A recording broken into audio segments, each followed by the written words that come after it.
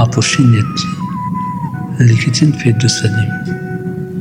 সারা বাংলাদেশের মানুষ দোয়া করছে গণতন্ত্রের মায়ের জন্য। তিনি যদি সুস্থ হন, দেশবাসী হবে ধন্য। আপসী নেত্রী তিনি, আপোস করেনি কিছু, তাই তো তার সম্মান বেড়েছে সবার চেয়ে উঁচু।